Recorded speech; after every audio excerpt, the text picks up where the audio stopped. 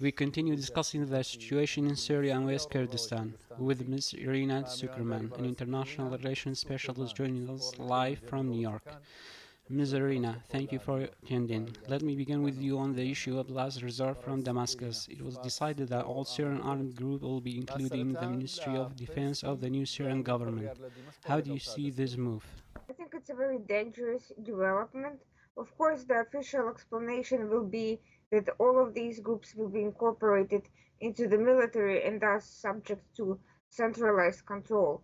But so far, they have been acting in a chaotic manner. There's been over a dozen of armed groups and terrorist organizations that participated in the overthrow of the Assad regime. Only HTS caught the attention of the media and the international community because they were the leading group and they were the ones who marched directly into Damascus. The rest, however, are still scattered all over the country and are engaged in clashes in several parts of the country. In northeastern Syria, some of these groups are clashing with the SDF.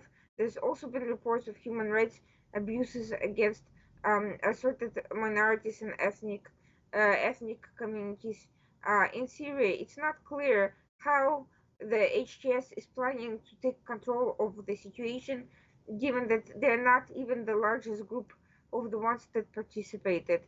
They will probably offer incentives to join the formal military, and it will help them maintain power. But it's not clear what concessions they're going to have to make and on what grounds, and their power could still be challenged by some of the groups that refuse to join. Miss Irina, I want to ask, to protect the rights of communities, you know that there are a lot of different communities in Syria. What do you think should be done to achieve the rights of these communities in Syria? Well, in theory, HTS promised a uh, decentralized government where various minorities will have their own autonomy and where they will not be harmed. However, that does not mean that they will be protected and have equal rights. So far, there's nothing about HTS doctrine that points to equal treatment of all other religious groups. In fact, HTS practices a very fundamentalist view of their religion, and culturally, they have not been in the past tolerant. So it's not clear that they have intentions or, for that matter, the capacity to enforce protections for everyone who lives in Syria. The only way to ensure of that is by two ways: for U.S. to for the U.S. presence in Syria and for the politically the international community to pressure into following such laws and to take action and sanction anyone who engages in violations. And on the other hand, for the minorities and other Syrians to unite and to uh, enforcefully become part of the political process where they can be elected on the same basis as HTS and eventually become a significant enough part of the political office holders that they can protect the rights of their constituents. However, as I said, because HTS is an associate of Al Qaeda, they never formally renounced their ties. They merely left the Al Qaeda coalition. It is hard to say what they actually intend to do in the future. History has shown that fundamentalist groups like the Taliban are not, in practice, particularly concerned about pluralism. And the best way to avoid it is to not have them in power in the first place and to have a liberal coalition of diverse groups where religion is separated from the government. Well, Ms. Irina, let me talk to you specifically about the Kurds in Syria today. It already had a position of its own. It has had an autonomous administration for several years. But now we see that before Syria has a position, Turkey has one. How do you see Turkey's movement in West Kurdistan and Syria? Will Turkey remain dominant in the new Syria? I think Turkish and Qatari influence in Syria is only likely to grow over time, but already it is quite significant, as we have seen from the early visits by the Turkish and Qatari intelligence to Damascus, and by later visits by the Turkish foreign minister, um, who is also a former head of Turkish intelligence. Turkish elements of Turkish military have also been involved in Syria throughout the entire time, and al-Julani, who appears to be the leader of HTS, acted as nothing more than a driver to these heads of intelligence when they visited Damascus, which indicates that HTS is ultimately subordinate to the wishes of Ankara, and the entire operation was likely planned with assistance from Turkish intelligence, as Turkey recently claimed credit for it in public for the first time, which indicates that Syria for them is an important sphere of influence, and the level of influence will range from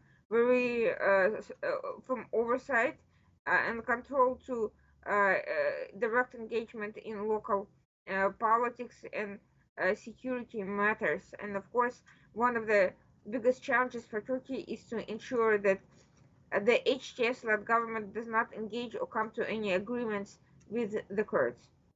Yes, until this moment, the number of Kurds is second only to the Arabs. They write on the Kurdish identity that they are Arabs. In particular, how can this be solved in order for the Kurds to preserve their identity? It is up to the international community to do what they can to preserve this right inside Syria. I think HTS promises are clashing with the reality of Turkish pressure, because other minorities are not viewed as a threat, or not treated rather as a threat by Turkey. I doubt that they actually are a threat to Turkey in any way. I think the reality is that due to a poor economic situation inside the country, Erdogan's party turned them into a convenient scapegoat for the rest of the population, and turned the attention to external matters, including interference in Syria, because neo-Ottoman and imperial ambitions are a great way to distract from the fact that Turkey is losing influence economically and needs to project its power in some other way. And the best way to distract the population from their local troubles is by focusing on ultra-religious and ultra-nationalist causes.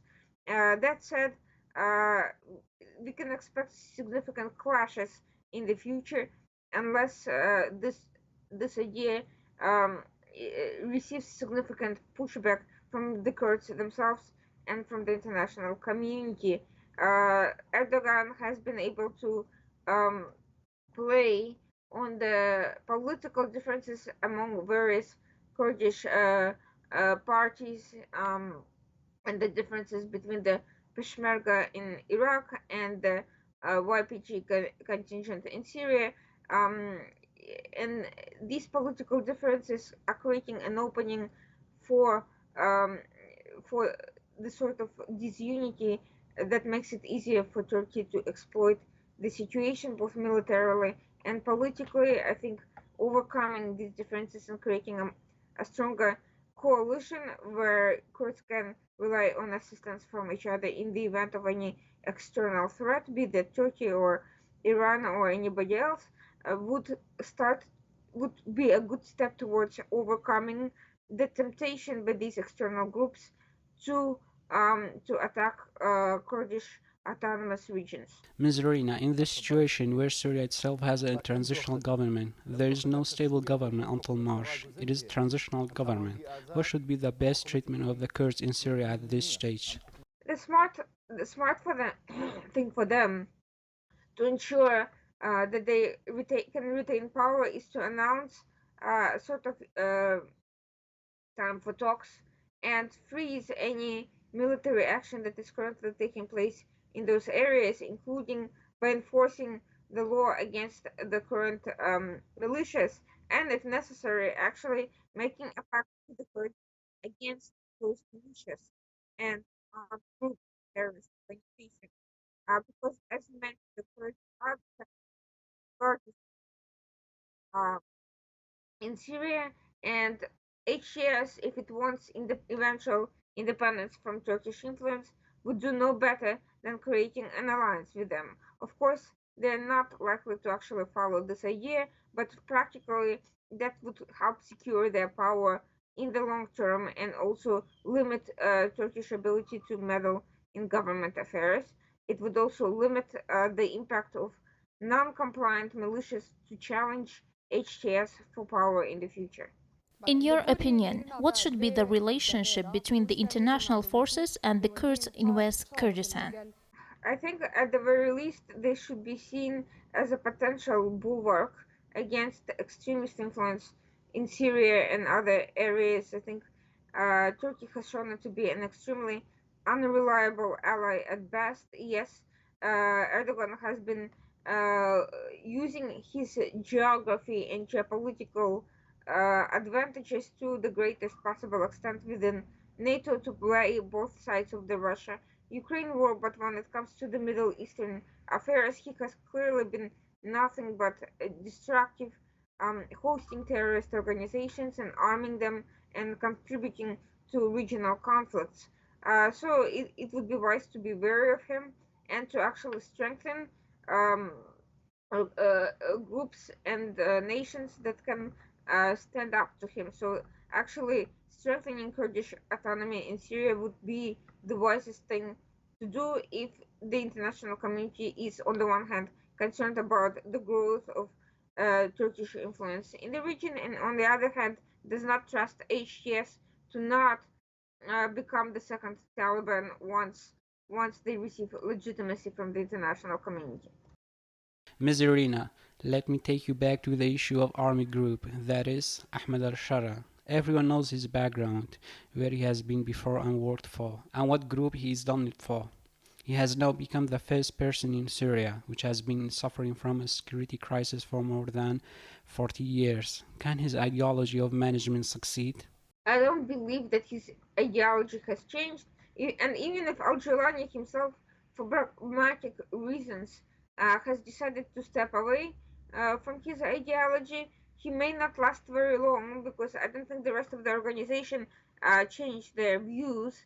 I think they are following the Taliban playbook based on the advice from Doha, which has become quite efficient in PR in fooling and the international community by showing outward signs of moderation, but in fact cracking down and slowly returning to their true form once they receive guarantees and political recognition. And I think that the media is helping them by falling right into that trap from the very beginning, even faster with the Taliban, giving them PR and failing to ask basic questions, such as what evidence is there that they left past ideology behind. So far, CNN, which granted Al Jilani the interview and created a cool image of him on TV, and it has also in the past done so with various other terrorists, has failed to probe his mindset and to probe what's on his mind, why he chose to move away from Al Qaeda, and whether or not he has actually formally broke ties. Because, as we know, leaving a terrorist organization is like leaving the mafia. It just doesn't happen without future retaliation and revenge. And we have seen that nothing bad has happened to Al Jilani, which indicates some part of a larger plan, and it indicates that once again the international community is being fooled and misled by terrorists, Islamists, and extremists um, who parade themselves as secularists or moderates just to fit into their social expectations and to get what they want. Thank you very much, Ms. Irina Sukerman, an international relations expert who was with us live from New York. Thank you.